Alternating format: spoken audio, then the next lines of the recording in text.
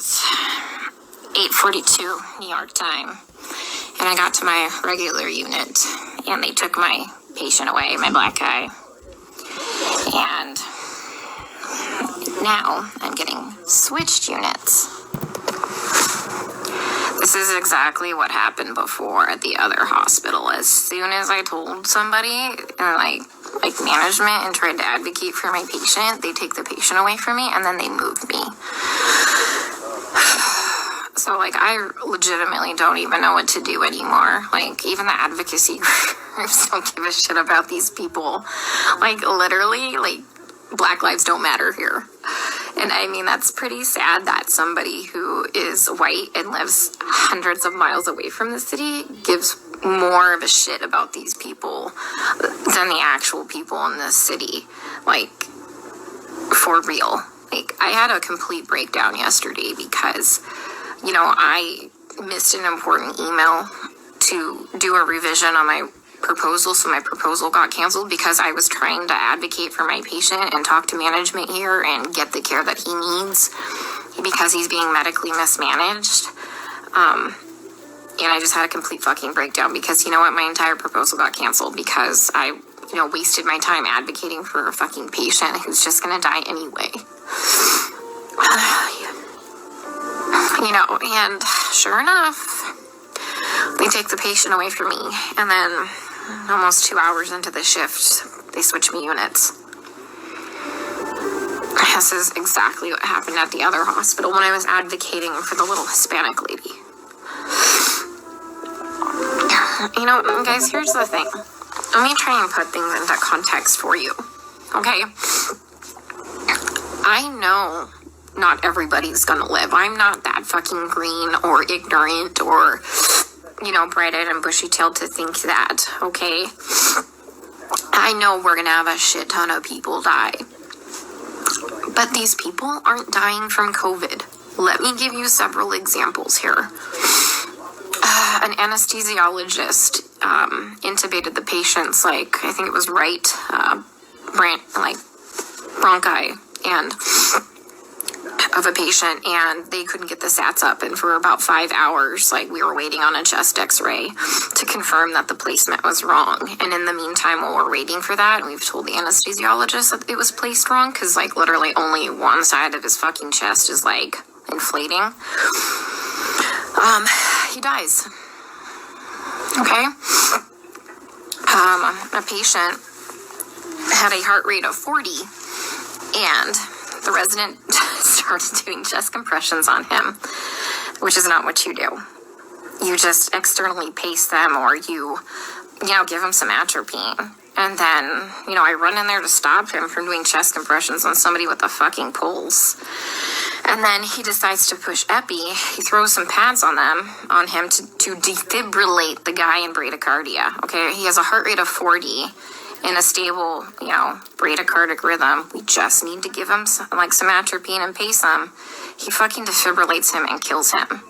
And I was literally ran out of, like, the patient's room to get, like, the director of nursing who was standing out there. And I'm like, can you stop him? He's going to kill that patient. He's going to kill that patient if he defibrillates him with bradycardia and a heart rate of 40. And the director of nursing just shook his head. And I turned around and he killed the dude. Okay? There was a nurse who placed an NG tube into some guy's lungs and filled his lungs with tube feeding. There was a nurse who confused a long-acting insulin with a short-acting insulin and gave 30 units of a fast-acting insulin and killed the guy.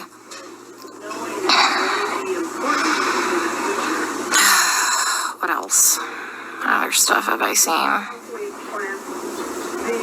Yeah.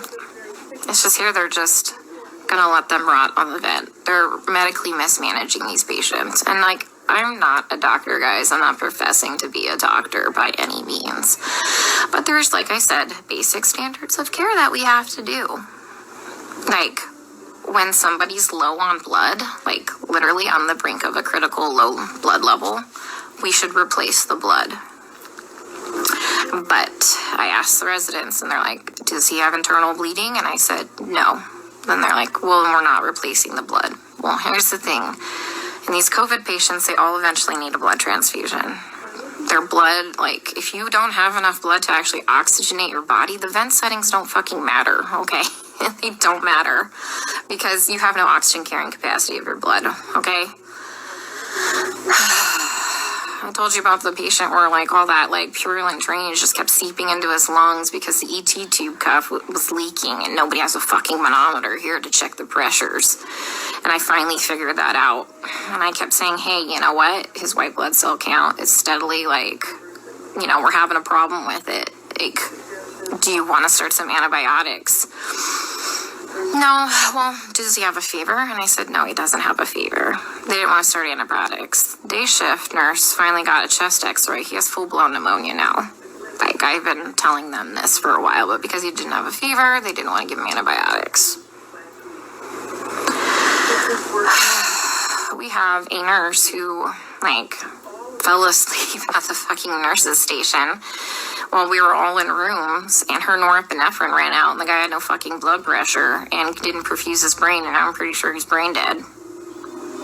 That same nurse is now running a CRRT machine, a dialysis-like machine, that she has never done before. She said she'll figure it out, okay? I'm pretty fucking smart, and I figure a lot of shit out, but I would never attempt to try and figure out a CRRT machine on the fly. Like, we are adequately staffed. There's a shit ton of staff in there, like, and we have a nurse who does CRRT in there. She has a different patient load. We told them, like, hey, let's just swap these nurses so the one that knows how to work this machine can work this machine, but they didn't want to do that. So I'm pretty sure that patient will be dead here in a couple hours. And this is why I freaked the fuck out yesterday. Because nobody is listening. They don't care what is happening to these people. They don't. I'm literally coming here every day and watching them kill them. I mean, we're not going to save everybody. That's fine. Like, come on, guys. We're not God. But, like, some of these people, hey, we know that they're not going to live. Let's start a hospice unit or something, you know? Like, they don't need to be in the ICU. Let's change course. Let's do palliative care or something. Like, literally, some of these people are just on sedation to keep them on the vents. Nothing else. I have a lady on a trach on a vent, and she's not even fucking cognizant. She's not even on sedation. You know what we give her every day? We give her breathing treatments, albuterol, and she gets insulin. And that's it. That's it. We're not treating the COVID, guys. Like, for real, we're not treating the COVID. You know, every day we try and get these guys off the vents, right? Because, you know, there's criteria for weaning. Every day, the day shift nurse will wean them down, like, to, like, minimum sedation. Every night, we come in and we get the same two residents, and they fucking max out all the sedation again and undo all the work from the day shift. Then the day shift attendant will come in and they'll all do rounds, and they'll be like, he wasn't synchronizing with the vent. So we had to turn all the sedation on. And I'm like, he wasn't synchronizing with the vent because it's in the wrong vent mode. What am I going to use? What am I going to use? So, I legit don't even know what to do anymore. Like, I tried calling advocacy groups. I tried talking with management here, like the nursing admin. Like, nothing. Nobody's doing anything.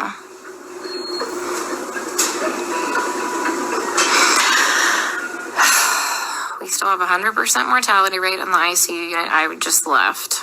But, I mean, they're living longer because we have, like, legit ICU nurses there. So, the CDC finally, like, not the CDC, FDA approved yesterday the remdesivir study.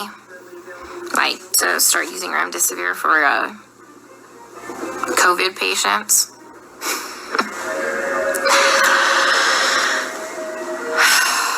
Guys, I don't even know what to do anymore. And this is why I had a complete fucking breakdown. Like, I literally had to call my friend Lisa and FaceTime her, and she answered the fucking phone while she was in the shower because she, like, knew I was having a hard time to talk to her.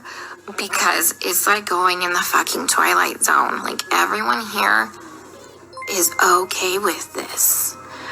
Look, the only way I can kind of put this into context for everybody is, and this is going to be kind of an extreme example, this is like really the only thing I can come up with, is like if we were in Nazi Germany and they were like taking the Jews to go put them in a gas chamber, I'm the one like there saying, hey, this is not good, this is bad, this is wrong, we should not be doing this. And then everyone tells me, hang in there, you're doing a great job, you can't save everybody, you're amazing, you're a great nurse. Guys, I know I'm a fucking good nurse. I know I go in there and I give it 500% every day. I know I'm not being negligent. Okay, I fucking know that. What I need is someone to help me save these people from being killed. Okay? From gross negligence and complete medical mismanagement. And no one is listening to me. Things with your hands. It's a human core instinct. A really important part of it. Like, for real, nobody's listening.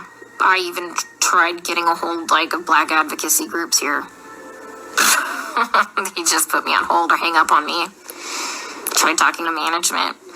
Now I got moved units. Come to realize those are probably that's the purest values. Like, I legit don't know what to do anymore.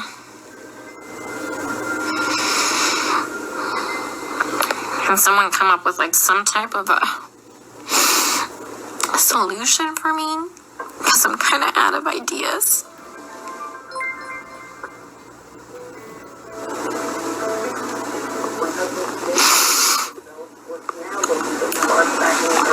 You know, like, I try and talk with some of the other nurses here, and they're like, well, you can't save everybody.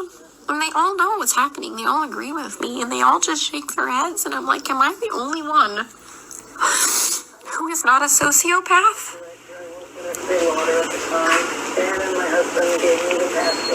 To think that this is okay?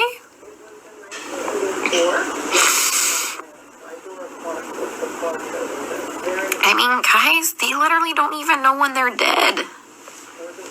Like, how many times have I told you they've assigned me a dead person? Like, how long have they been dead? Nobody knows. Like, how is anybody assessing anything without a stethoscope? Normally we have, like, those disposable stethoscopes. But I knew what we were coming into, so I brought my old junky one. Nobody's listened to anybody's lungs as long as I've been here. Even with disposable stethoscopes.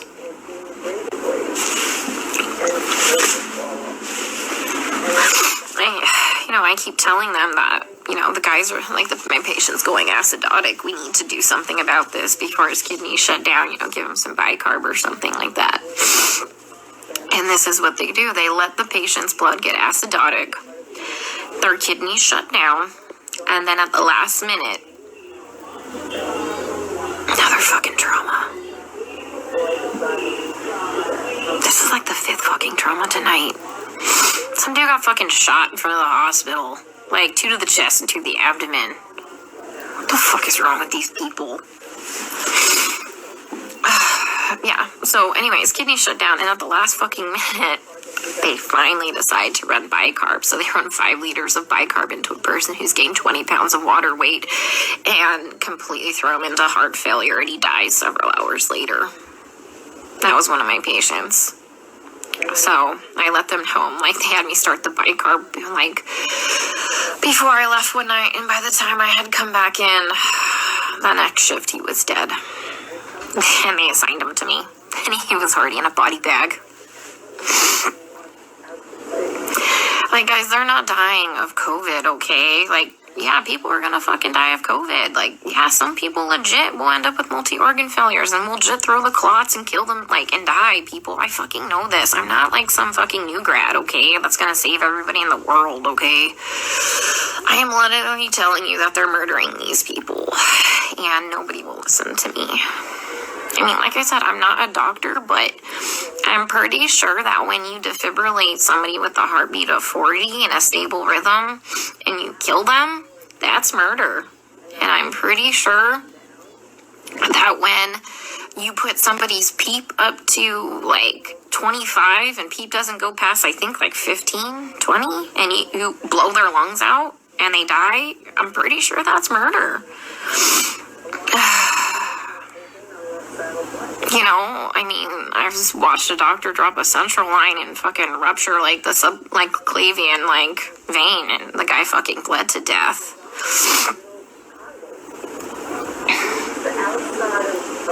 I mean, COVID didn't break that central line. COVID didn't kill that guy. I mean, he was a COVID patient. I mean, every single patient I've taken care of, guys, is a COVID patient. Like, I've never had a non-COVID patient, okay? I mean,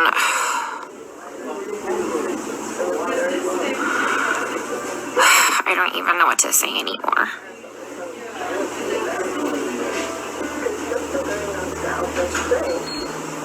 So,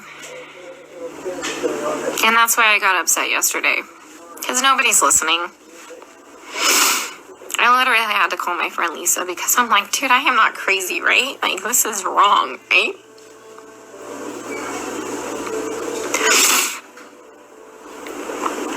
Oh, God. Watched an anesthesiologist place an ET tube and rupture their esophagus, and the guy choked to death on his own blood. COVID didn't place that ET tube incorrectly. And nobody cares because they're all minorities and we're in the fucking hood.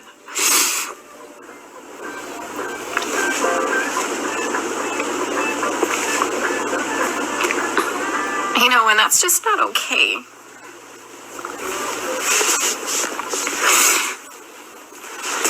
You know, I grew up really poor. And so I know what it's like to be, like, completely forgotten and for nobody to advocate for you. And that's why I get really upset, guys. Because, like I said, I know that a lot of people are gonna die, but, you know, COVID didn't cause that pneumo. And incorrectly placed ET tube placed that pneumo, and then they wouldn't let me fix it. Like, all I had to do was, like, adjust it. And they wouldn't let me do it.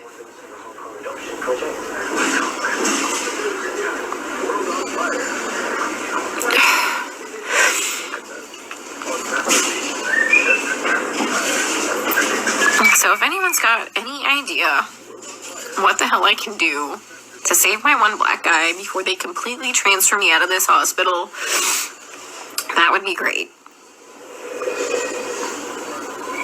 Because he's mentally there. When he sees us come in, his heart rate and his blood pressure drop up. And he doesn't sync with the vent. Because he can see us. And when we leave, he calms down again. He just physically can't communicate with us.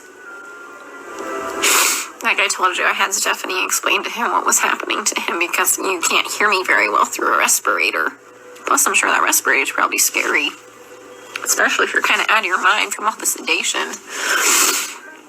But he's a cab driver and lives a couple blocks away from here.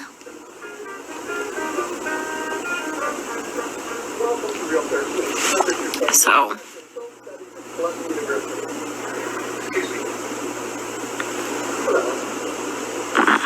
he has some family, but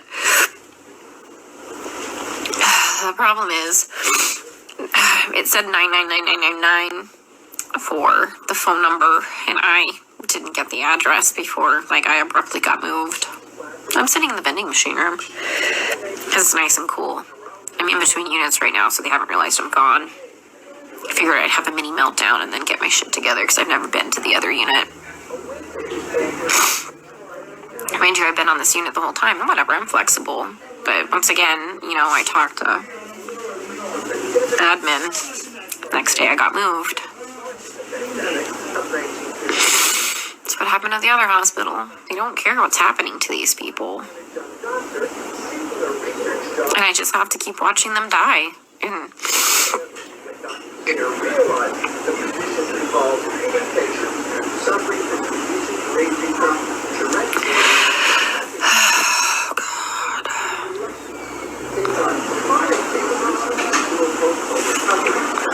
like this weird telenovela on. I think it's about a dog. Yeah, I mean, I tried talking to hospital management. I tried calling CMS. I tried calling the equivalency of their division of aging. I tried calling a couple Black Power groups in the area. Who else? I mean, this took several hours. This is why I missed that email, the revision for my proposal. Because, like, fuck, guys, I tried contacting a newspaper. Nobody called me back.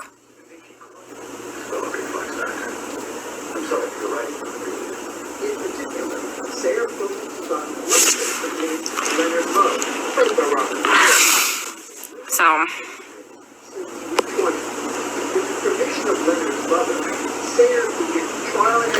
yeah, Stacy, fuck. You'd probably lose your mind because you're not a sociopath, thinking this is all okay. That's just weird, guys. They're all okay with it. Like, I tell you, we get on the fucking bus and we go into the Twilight Zone here.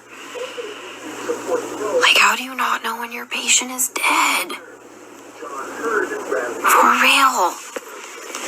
I mean, back at that other unit when shit was just crazy and bodies were just fucking dropping, yeah, I can understand that. But guys, you have that shit ton of staff. Like, yeah, we have hundreds of extra nurses that are still here that are not part of hospital staff managing these patients, but we're on top of it now. We're on top of it now. There's no reason to not know when your patient's dead. I mean, there's no reason you should be managing a dialysis machine never knowing how to use a dialysis machine when there's a dialysis nurse in there.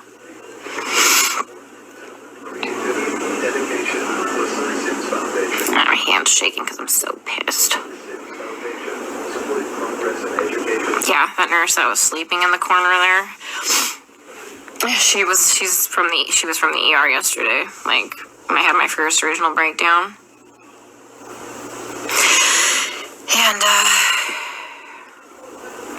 And she's like, well, they don't just unnecessarily intubate them. They try and, do bypass. I'm like, girl, I am not fucking green. I know some, like, people need a tube dropped, okay? Like, I'm not saying that. Like, at the other hospital, they were doing unnecessary intubations because they had no fucking clue how to put the vent into CPAP or BiPAP, yeah. I mean, so, but yeah, there's, like, legit indications. Like, fuck, that dude needs that tube. Yeah, I know that. I know that. Yeah, my lead at the other hospital who advocated for the patients too, like the first day I got there and I was in orientation, that crash course orientation, he warned me that I was going to have a problem. He would advocate for the patients too. They fucking moved him too. He's at a completely different hospital. I tried reaching out to him, but he hasn't texted me. Like, what do you think? I saw what was bad? He saw way worse shit than that. Okay, how bad's my face look? I'll just put my respirator on. They ain't gonna fucking know no different. I was in here freaking the fuck out. Alright, guys, I'm going to the unit. Let's see how they kill him there, okay? Stay safe. Stay out of NYC for your health care.